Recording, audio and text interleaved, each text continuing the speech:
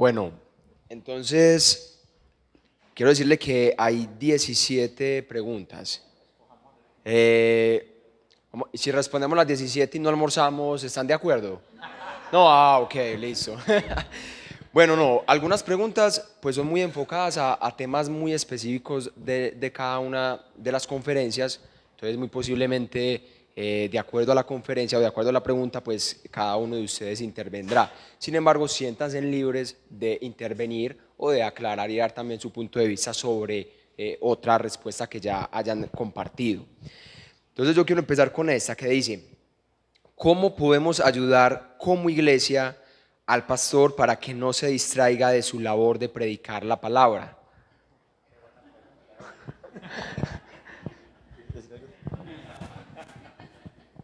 Pues algo práctico es que la iglesia sepa cuál es su día de estudio y que en ese proceso la iglesia pues lo deje estudiar.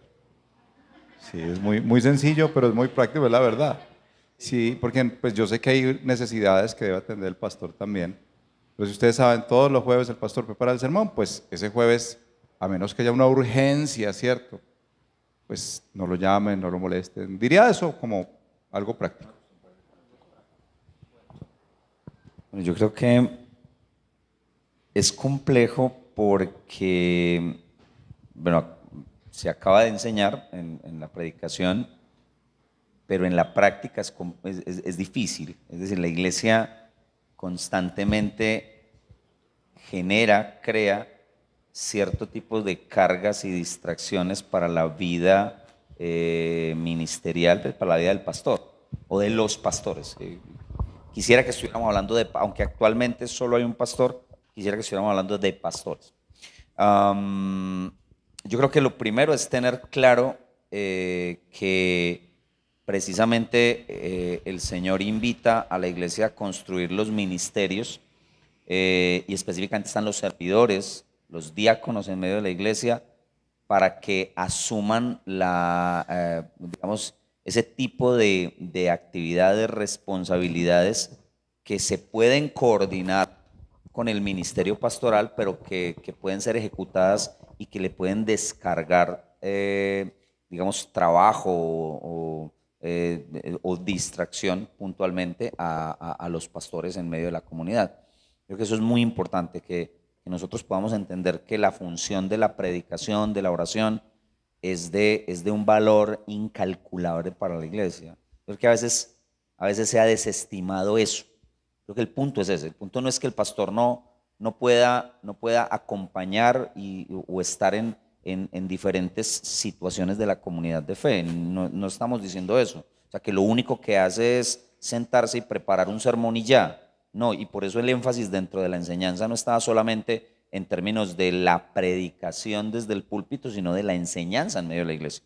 Que finalmente los pastores van a hacer esa función, el formar, el capacitar a la comunidad, a los santos, como dice Pablo en la carta a los Efesios en el capítulo 4, cómo la iglesia misma va viendo esa función como algo de sumo valor. Pero yo creo que es eso, es como entender que para eso el Señor ha delegado funciones, ministerios, y en ese sentido poder delegar en los pastores la responsabilidad más importante de predicar, enseñar la palabra del Señor. Porque tener claro eso le va a dar a la comunidad la seguridad, como una ruta, una guía para decir, vea, esto es lo más importante. El púlpito y el alimento de la iglesia desde el púlpito es esencial para el fortalecimiento, para el crecimiento de la comunidad y no podemos desestimar. De pronto, lo que estaba mencionando el pastor, entre más tú crezcas en la comprensión y la apreciación de la palabra de Dios, del alimento, como mencionaba, más vas a querer que tu pastor libere tiempo para eso. Pero debo decir lo siguiente, cuando la iglesia es pequeña, el pastor necesitaría tener un tiempo limitado, tal vez 6, 7 horas de preparación para invertir más tiempo en consejería, acompañamiento. Cuando la iglesia es más grande, digamos que eso es lo que me ha pasado a mí, ya puedo invertir más tiempo en la preparación un poquito menos tiempo en otras cosas porque hemos equipado a la gente para que se dedique a los ministerios. Entonces depende también del tiempo de la iglesia, ¿cierto? Pero siempre, siempre será que le dejen a la mamá preparar la mejor comida. Bueno, resumiendo, hola, hola, sí. Resumiendo ahí un poco, entonces, dejar como que darle ese tiempo al pastor para que pueda prepararse. Entonces, surge una pregunta, ¿cierto, pastor? ¿Qué día usas tú dentro de la semana o qué días para nosotros también prepararnos, ¿cierto? Para prepararnos y darte ese espacio. Eso es muy bueno, pero los jueves es el día en el que más uso para la predicación. Normalmente es el jueves. Uno empieza a preparar la prédica. Andrés en estos días puso en el Facebook un escrito, pues él escribe ahí a veces en el Facebook. Yo no tengo Facebook, pero Yasmín me muestra. Un escrito sobre lo que nos pasa a nosotros los predicadores. Sacamos, toda la semana estamos trabajando por sacar una predicación. Ustedes no saben, hermanos, lo desgastante que es sacar una predicación. Cualquiera dice, ay, se paró y ya. O algunos dicen, el pastor solamente trabaja los domingos. No, toda la semana uno es pensando, Señor, ¿qué quieres darle a la iglesia? ¿Cómo? Bueno, eso nos ayuda a que predicamos en serie y vamos en un libro y uno ya sabe la sección que sigue. Y eso ayuda mucho, pero de verdad es muy desgastante a veces. Y si el jueves resulta algo, un velorio, un entierro, una reunión, una consejería, lo llaman a veces a uno un esposo y dice, hermano, si no hablamos hoy, yo no llego a dormir hoy a la casa, necesitamos hablar con la mujer o cualquier cosa como esas que pasan en el ministerio pastoral, ya el jueves uno le recorta 3, 4 horas y eso se vuelve más complejo. Pero ese es el día, básicamente. Ok, por acá una hermana quiere decir una pregunta.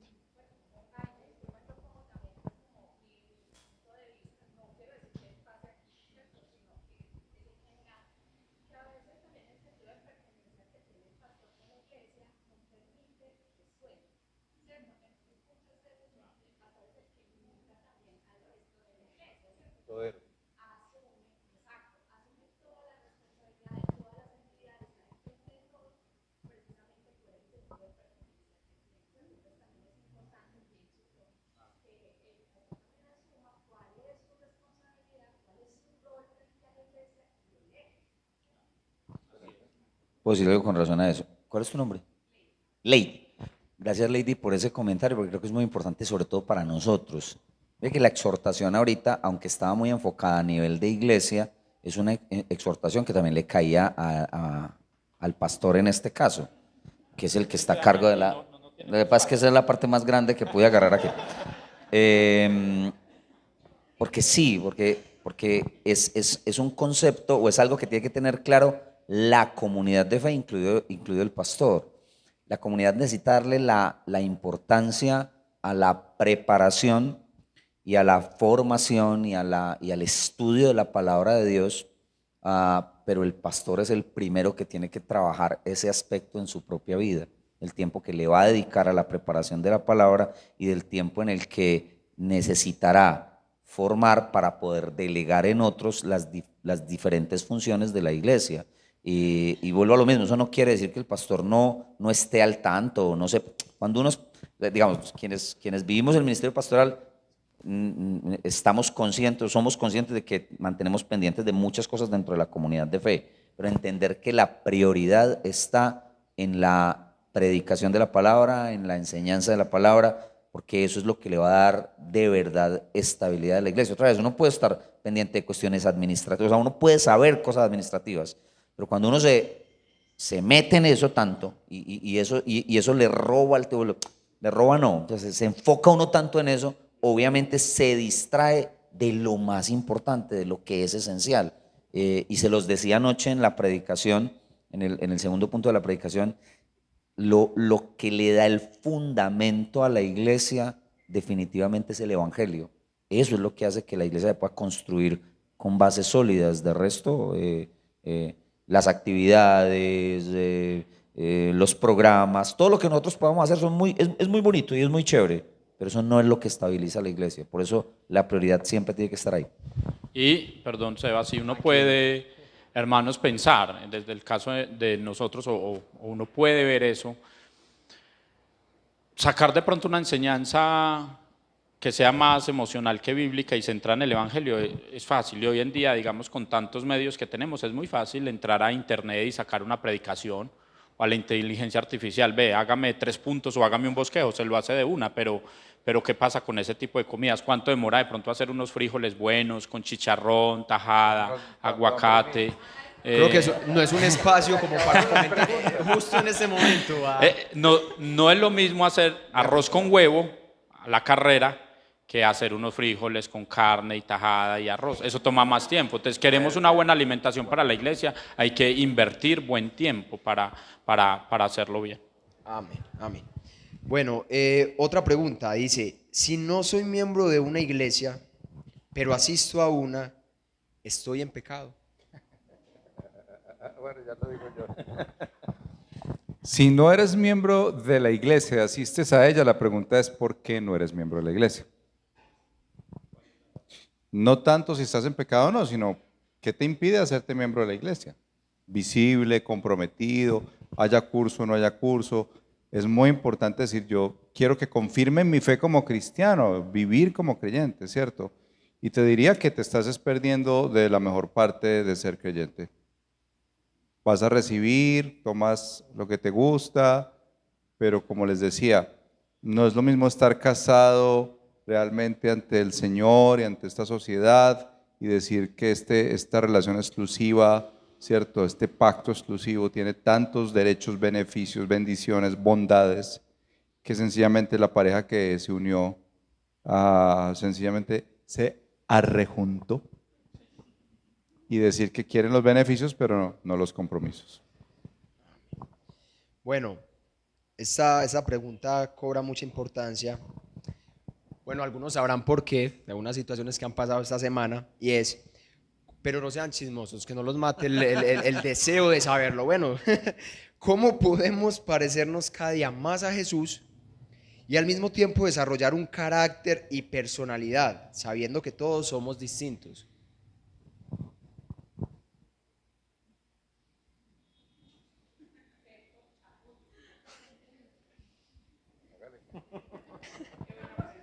Que primero responda a Carlos. Pues, a ver, mire a los discípulos. Los discípulos tenían una personalidad muy diferente, ¿cierto? Pedro era muy diferente a Juan, Jacobo, a todos los discípulos. ¿Cuál es el factor de cambio en ellos, en Hechos de los Apóstoles? ¿Qué es lo que hace que ellos cambien realmente y se parezcan más a Jesús? Dispuestos a entregar su vida. ¿Qué operó? Ya casi el Espíritu Santo. La obra del Espíritu Santo. Cuando en Hechos 2 viene el Espíritu, ellos son impartidos del poder de lo alto. Y es el poder de lo alto no solamente para ir y predicar el Evangelio con todas las agallas, sino que el poder de lo alto viene para matar el pecado.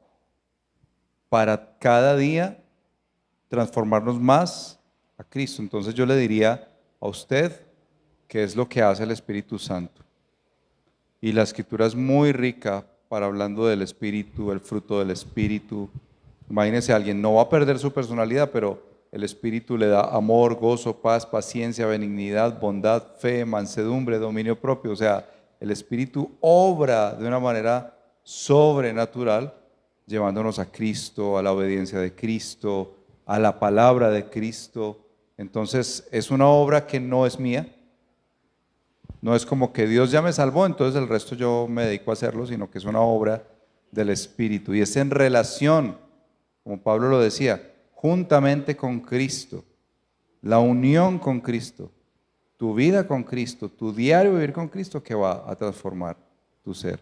Pero tu personalidad es tu personalidad. Pedro no dejó de ser Pedro. Por cierto, ustedes miren en los escritos de Pedro, Pedro era Pedro, pero un Pedro santificado por el Espíritu. Cuando Pablo en la carta a los Efesios, en el capítulo 4, habla de caminar como es digno de la vocación con que fueron llamados, donde habla de soportándose los unos a los otros con paciencia, con amor, y bueno, en una unidad que tiene que ver con lo doctrinal, con lo relacional. Después habla de los ministerios dentro de la iglesia y los ministerios como aquellos que llegan para formar, para capacitar al cuerpo, para capacitar a los santos para la obra. Yo siempre pienso en el camino de la fe como un camino, como un proyecto en el que nuestra mirada está puesta en Cristo.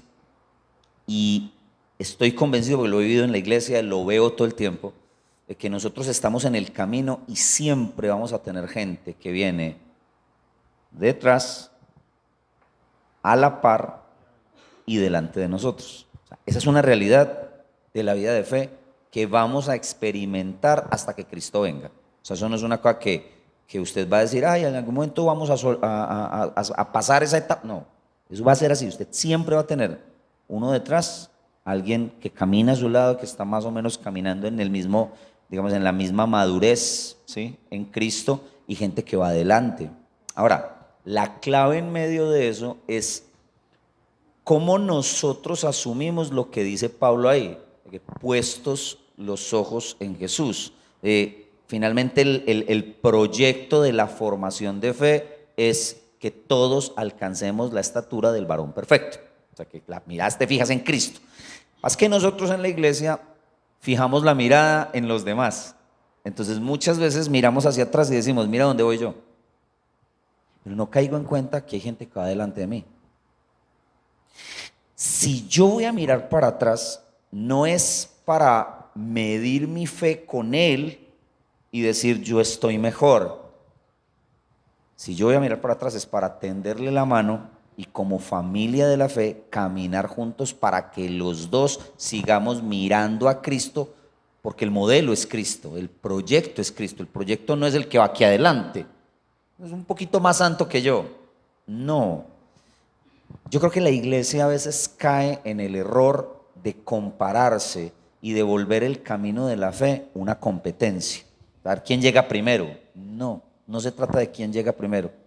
Se trata de que todos lleguemos a la estatura del varón perfecto. Eso es lo que Pablo le está diciendo ahí a la iglesia. Fijen la mirada en Cristo Jesús. El modelo es Cristo, no Carlos, no Andrés, no el pastor. Yo quiero ser como el pastor. Yo quiero ser como fulanito de tal, o yo no quiero ser como aquel que definitivamente no. Qué debilidad tan grande la de este hombre, la de esta mujer. No, nuestra mirada debe estar centrada en Cristo. La medida de nuestra vida, de nuestra fe, de nuestro caminar, de nuestra santidad, no es el otro, es Cristo. Cuando yo miro al otro, lo miro para que juntos enfoquemos la mirada en Cristo y seguir caminando hasta el día de la revelación del Señor. Hay una ranchera que dice, yo creo que como, no hay que llegar primero, sino que hay que saber llegar, recordando lo que estás diciendo. Yo he visto hermanos en la iglesia y en nosotros también, miren los pocos que somos. Nosotros no somos una comunidad numéricamente muy grande, pero yo he visto este grupito echando chispas. Yo he visto hermanitas, mejor dicho, echando candela. Y yo creo que es parte de lo que el Señor está haciendo. Cuando yo veo que dos hermanos están como chocando, yo a veces no intervengo de una, yo me hago el bobo. Pues yo digo, el Señor los está formando, aprendamos a echar chispas y que el Señor en su gracia y su misericordia y el Evangelio nos transforme, porque es parte de la realidad. En esas tantas personalidades, unos muy pasivos, unos muy acelerados, otros más explosivos, otros más imprudentes, otros más formales. En medio de eso, en medio de esa diversidad, Dios nos ha dado su gracia. Y esa gracia nos transforma cada día para que glorifiquemos al Señor como comunidad de pecadores. Seguimos siendo una comunidad de pecadores. Entonces no te asombres cuando, este hermano, ¿por qué me habla así? No te asombres, recuerda, él es pecador. Ay, pero otra vez este hermano, recuerda que él es pecador. Cuando recordamos que los hermanos con los que convivimos son pecadores, todo es más fácil, todo es más fácil. Y cuando recordamos que nuestro pecado es más grande que el del otro hermano, ahí incluso las cosas van a ser mucho mejor. Gracias, muchas gracias. Deleítate a sí mismo en el Señor y Él concederá las peticiones de tu corazón. ¿Cómo podemos orientar que nuestros deseos estén dentro de la voluntad de Dios? Se va como para el pastor Andrés.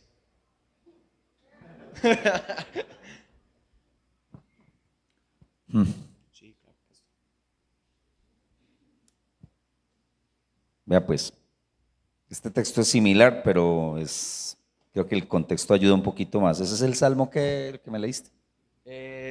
No lo sé. Es el Salmo 34. Sí, sí, sí, sí. Vea lo que dice Juan 15 con relación a las peticiones nuestras. En el marco, en el contexto de lo que se conoce como la parábola de la vid verdadera, ¿cierto? En el tema de permanecer en Cristo. Cuando Jesús dice, si permanecen en mí, y es el versículo 7, Juan 15, 7, si permanecen en mí y mis palabras permanecen en ustedes, pidan lo que quieran y les será hecho.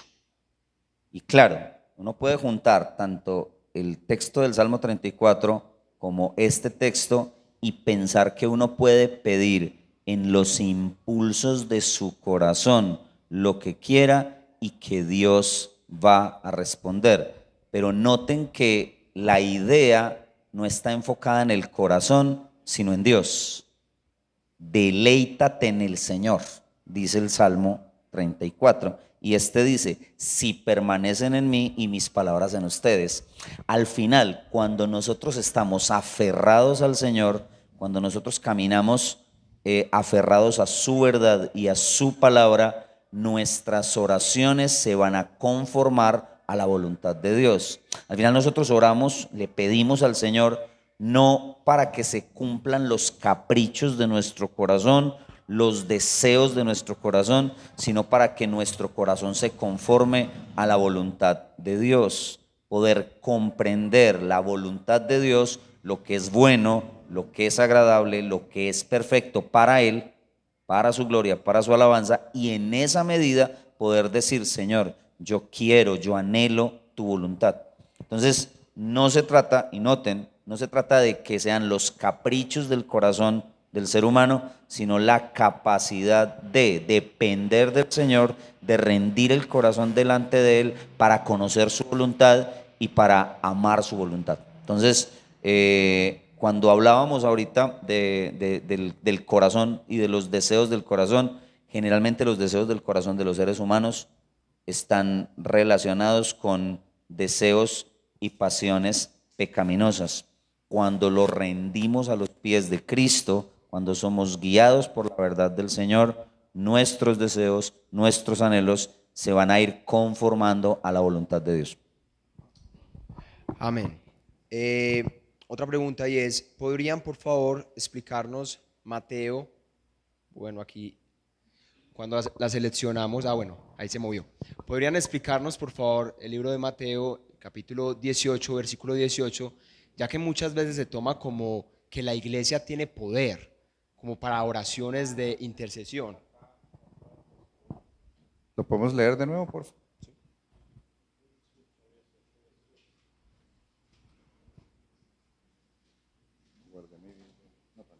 Yo la traje por eso. No porque tú has guardado la tuya. ¿No? ¿El versículo cuál es? 18. Listo, dice así. En verdad les digo que todo lo que ustedes aten en la tierra será atado en el cielo, y todo lo que desaten en la tierra será desatado en el cielo. Un principio de estudio bíblico, un versículo debe estar anclado a su contexto.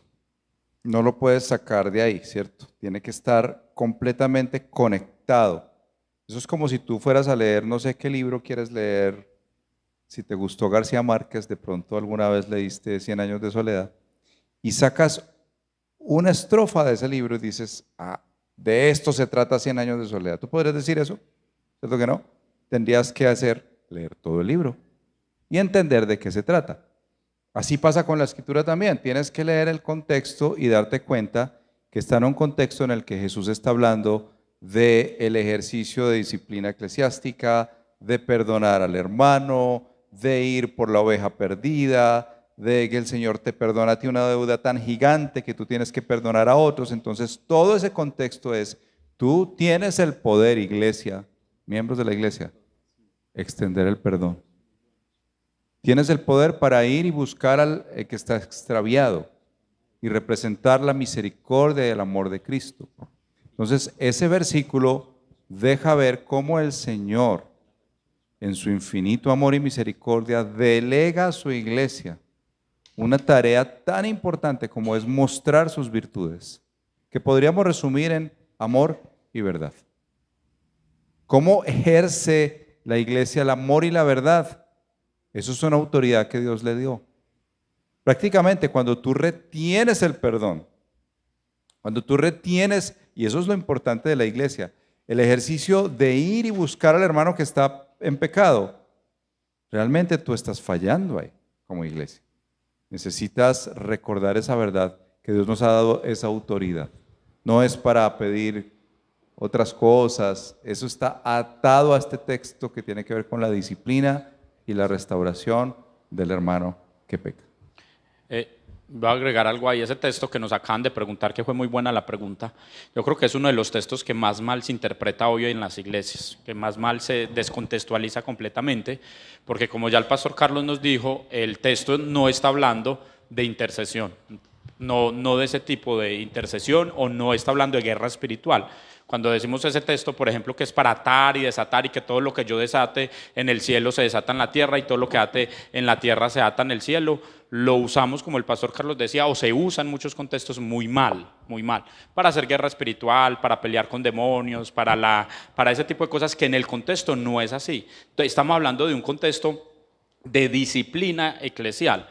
Y de hecho ahí en el texto continúa diciendo que donde hay 2 o 3 reunidos en mi nombre, ahí estoy yo. Es otro texto que nosotros usamos mucho para, ay Señor, oremos, vamos a orar, y donde hay 2 o 3 reunidos orando, ahí está Dios. No está hablando en el contexto de la oración, está hablando de los testigos que hay en medio de la situación que está pasando en la comunidad. Entonces es muy importante, mis hermanos, que nosotros tengamos eso en cuenta. Nosotros no tenemos ese tipo de poder, o Dios no nos ha dado a nosotros ese tipo de poder, el poder lo tiene el Espíritu Santo, de que simplemente, porque incluso usamos esos textos para, yo desato las ventanas de los cielos, las arcas de los cielos, como hacen muchos profetas hoy de la falsa prosperidad o de la teología de la prosperidad, que si yo pido dinero, eso se ata y se desata, y lo que yo haga con dinero, plata u otro tipo de cosas, eso va a llegar. Eso no es bíblico, eso no es correcto, no es la manera pero sí el poder de participar en la restauración del hermano que ese cae. tipo de poder.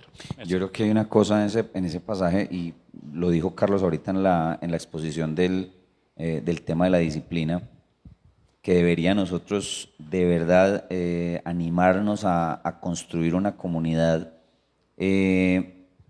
saludable, con un cuerpo de membresía reconocido en medio de la comunidad, para saber quiénes estamos dentro de la comunidad, quiénes somos, o sea, quiénes como iglesia tenemos esa autoridad, porque finalmente el contexto nos invita a entender que el Señor sí delegó una autoridad en su iglesia para ejercer ese tipo de situaciones. En este caso es puntualmente el tema de la disciplina, y que sobre ese tipo de decisiones y sobre ese tipo de temas que la iglesia tiene ese peso y esa autoridad. No se trata de que el pastor tiene la autoridad o que los líderes tienen la autoridad, es la iglesia, es la comunidad de fe. Y Carlos lo decía, lo dijo en el primer, en el de membresía, decía, los pastores pasamos, los pastores estamos hoy acá y mañana posiblemente no vamos a estar en otro lugar, o simplemente llega la etapa de jubilación, de un tiempo de servicio, y tomamos la decisión de que otros vengan y sirvan y guíen la iglesia.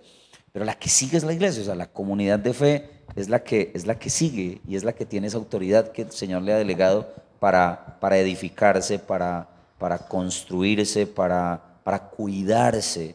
Esa autoridad la tiene la iglesia, y en su membresía, que de manera clara, identificada, con nombre, lo repetiste varias veces, y creo que es muy importante poder saber quiénes somos, no tener como obras escondidas, sino yo soy un hermano en la fe, yo pertenezco a este cuerpo, somos un cuerpo en ese sentido. No solamente disfruto de los beneficios de estar en una comunidad sin tener ningún compromiso, sino que tengo todo mi corazón y mi vida metida dentro de la comunidad de fe, sirviendo al Señor, amando a otros hermanos, fortaleciendo la fe de otros y caminando juntos. Entonces, ahí el peso de ese pasaje recae en la autoridad que Dios le ha delegado a la iglesia, al cuerpo, que guiada por sus pastores, que guiada por los ancianos, va llevando el mensaje del Evangelio y constituyendo lo que somos como iglesia. Hermanos, yo les tengo que pedir perdón porque debo salir para el aeropuerto, que tengo un vuelo, y si no logro llegar a la casa para recoger a mi esposa y salir, de pronto lo pierdo. Entonces, discúlpeme, yo sé que pueden Claro seguir que aquí sí. en este Oremos, hermanos, conversatorio. por Carlos para que Gracias. salga, y gracias, pastor, por Gracias por bendecirnos, invitarme, de verdad. hermano. No, Dios los gracias por el tiempo, el espacio, las ocupaciones, pero gracias por haber estado con nosotros.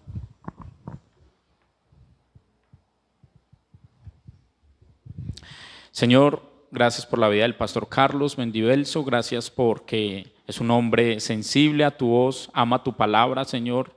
Gracias porque le has dado la sabiduría para exponernos el mensaje del Evangelio, el amor, el compromiso, la pasión de amar a tu iglesia. Yo, Señor, conozco su iglesia, Señor, parte de su iglesia, y sé que es una comunidad llena de tu gracia, de tu amor, una iglesia saludable, bíblica, no perfecta, pero tienen un gran equipo pastoral, viven en la pluralidad, Señor. Gracias por él, gracias por su esposa Janet, gracias por sus hijas.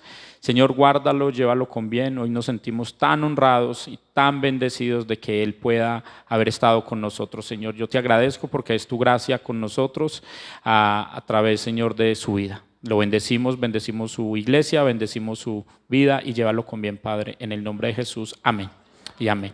Gracias, Pastor Carlos. Gracias por estar con nosotros.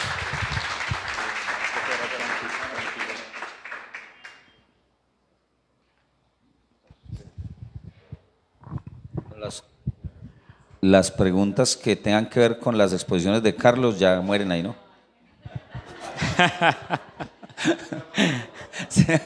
Hermanos, tenemos una pregunta más. Tenemos una pregunta más y bueno, gracias al pastor Carlos, nos bendijo mucho, ¿cierto? No, yo creo que no nos va a dar para tantas, Sebas. ¿Cuál seguía o cuál teníamos? Mientras Sebas busca esta, yo quisiera, pastor, incluyendo los hermanos obviamente que estamos acá, bueno, la mayoría somos de acá o todos somos de acá, pero ¿cuándo debería una persona irse de una iglesia, aunque fuera de esta? ¿Cuándo debería una persona irse de una iglesia? Aunque fuera esta. Es una pregunta compleja, sobre todo para un pastor, porque los pastores, si hay una cosa que a nosotros nos duele como pastores, es que la gente se vaya de la iglesia. Entonces la pregunta es compleja, pero yo creo que dije algo de eso en la predicación en la de esta mañana, porque cuando la iglesia no es sana, cuando la iglesia no es saludable, cuando la iglesia no está predicando el Evangelio de Jesucristo, cuando te has acercado de manera responsable a la iglesia y al liderazgo de la iglesia para decir, miren, yo veo que esto que se está viviendo como comunidad de fe no se relaciona con lo que enseña la palabra acerca de lo que debemos ser como comunidad de fe. Creo que es el momento para ir a una comunidad saludable que tenga como base fundamental la predicación del Evangelio. Yo creo que ese sería. Habrá momentos ya muy específicos, la pregunta es muy general, pero habrá momentos específicos en donde uno le puede llegar a recomendar a una persona que salga de la comunidad, así sea una comunidad sana. Es posible, pero ya son cuestiones muy particulares. Qué sé yo, un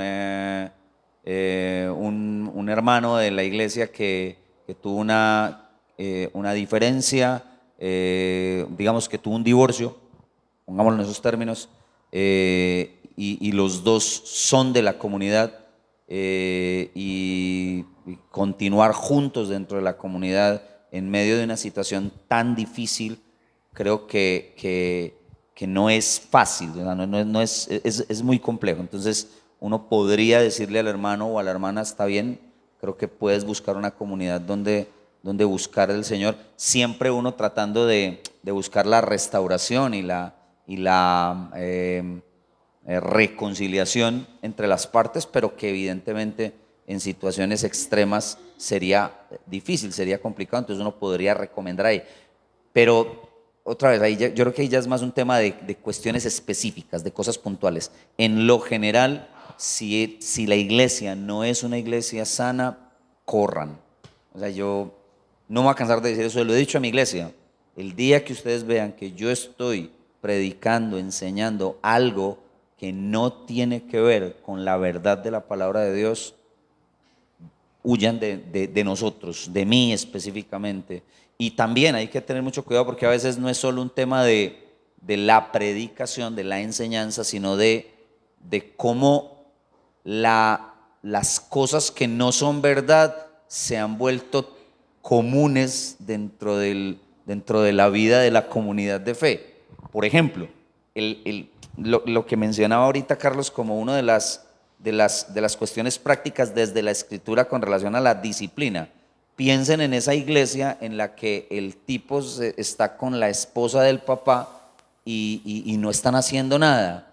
Muy posiblemente algunos de los hermanos vieron eso y dijeron, no, si no hay un cambio, si después de confrontar la verdad, si después de mostrar la situación y demostrar que estamos actuando en contra de la palabra de Dios, no hay un cambio y hay una terquedad y se cierra y aquí se hace lo que nosotros decimos, yo creo que necesitamos evaluar si es una iglesia sana o no. O sea, mire que en ese caso no es solamente un tema de la predicación, sino de la vida misma de la iglesia. Pastor, simplemente la última es, sabemos que todos pecamos, ¿cuáles pecados se deben someter a disciplina y cuáles no, para evitar que todos seamos disciplinados por problemas menores? Mientras pienso ahí rápidamente, Sebas, todo pecado es pecado. La disciplina empieza con la exhortación. La exhortación ya es disciplina. Viste un hermano que le habló mal a su esposa, incluyéndome, que a veces me ha pasado, ¿no? Que a veces me ha pasado. A veces puede llegar a ver que de pronto le hablé de una manera brusca, jazz, inadecuada, y usted me puede exhortar, hermano, mira, es correcto que lo hagas incluso conmigo. Eso ya es disciplina. Es una disciplina que me restaura, es una disciplina que me ayuda a crecer y que me ayuda a madurar. Si usted ve que de pronto Yasmín me va a pegar unos correazos o alguna cosa, también, hermana, no le vaya a pegar otra vez a Carlos. Entonces, aún en las cosas más mínimas, aún en los detalles... Que le pegue donde no se note. Aún los detalles más pequeños, ahí empieza la disciplina. Entonces, uno, digamos que porque un hermano hizo algo, digamos, algo como esto, no vamos a llevar eso ante la iglesia, no requiere ese tipo, esa instancia de disciplina, pero sí requiere disciplina y la disciplina puede ser inmediata. La disciplina puede ser al poco tiempo después escribirle, llamarlo, hermano, mira, yo vi esto, tú no caíste en cuenta, pero puedes corregir esta actitud, puedes corregir esta acción, puedes hacer esto. Creo que parte desde cosas muy básicas. De acuerdo.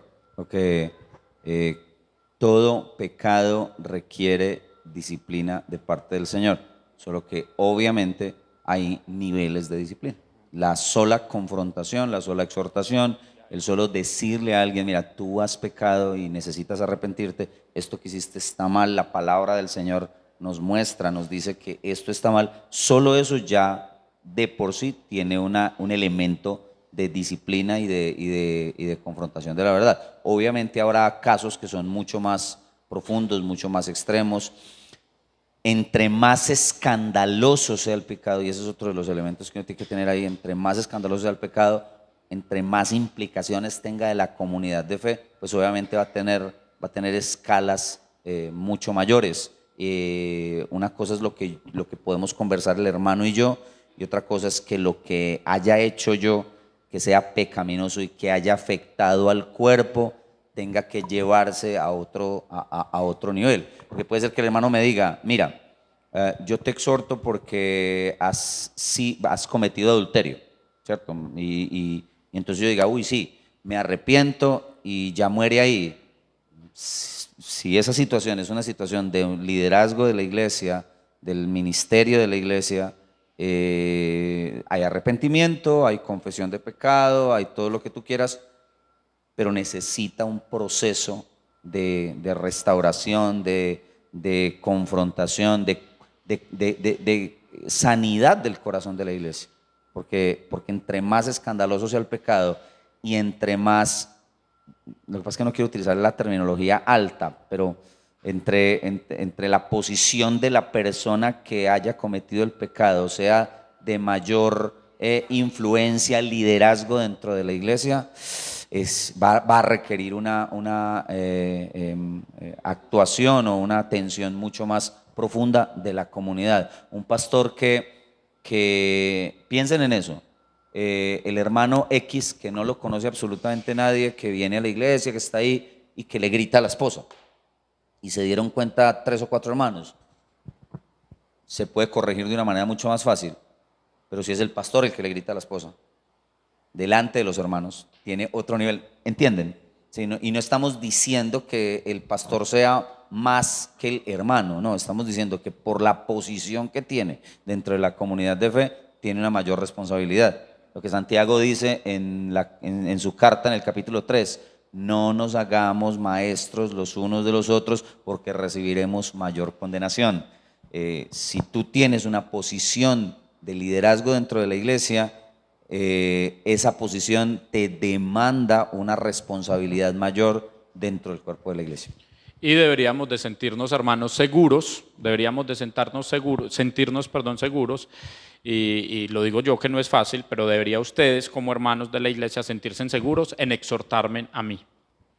Pueden hacerlo, es que yo antes de ser pastor soy otra oveja y hago parte de la membresía de la iglesia y hago parte del cuerpo de Cristo. Entonces, parte de ese trabajo también es exhortarnos a nosotros, porque eso nos ayuda a crecer. Ahora, cuando usted lo exhorta a uno, cuando usted me exhorta, para uno a veces no es fácil, pero eso es un medio de gracia. Es la gracia de Dios ayudándome a mí a crecer, a ver esas cosas que nos ayudan a avanzar. Entonces, es muy importante que en la iglesia en la que nosotros estemos nos sintamos con la plena confianza y seguridad de que podemos llamarle la atención al pastor, de que podemos exhortar al pastor y decirle esto no es correcto, esto no está bien.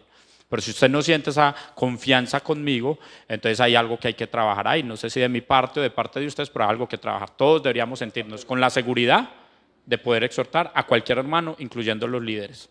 Ahora, eso es complejo porque nosotros somos muy difíciles. O sea, el ser humano tiene cosas que uno dice, ¿por qué somos así? Entonces, cuando uno habla de esa libertad, muchas veces la libertad lleva a que por nuestra manera de ver las cosas encontremos dificultad en cosas elementales que no necesariamente sean tan trascendentales. Por ejemplo, alguna vez alguien exhortó a una hermana de la iglesia, del liderazgo de la iglesia, porque estaba comiendo chicle, estaba masticando chicle en la iglesia. Nos pegamos de unas cosas, y claro, yo tengo debería tener la capacidad para animar a mi hermano en la fe cuando le veo haciendo cosas que no son correctas, pero tenemos que ser lo suficientemente maduros para manejar cierto tipo de cosas que no necesariamente son buenas o malas, pero que yo tengo una perspectiva de que eso es malo. Y el otro tiene que tener la madurez también para entender que el hermano es un poco más débil en la fe y que hay ciertas cosas que puedo hacer que pueden incomodar al hermano. Entonces noten que esto es mucho más complejo de lo que parece. Eso a simple vista uno dice, sí, exhórteme. Ay, hay que tener cuidado, porque entonces exhortamos por cualquier cosa. Hay que tener mucho... Y eso es lo otro, porque el término exhortación no es regaño. El término exhortación tiene una connotación de dar ánimo, de acompañar, de cuidar. Entonces es como, no es solamente la verdad con la que puedo confrontar al hermano, sino la manera en la que le voy a decir las cosas. Eso es un desafío muy grande. La iglesia es hermosa, pero la iglesia de verdad desafía el corazón de todos. Hermanos, qué buen tiempo, ¿no? Yo sé que hemos tenido una mañana pesada, son ustedes muy valientes, hemos estado ahí, algunos tienen los ojos chiquiticos, pero yo sé que con el almuerzo se nos pasa.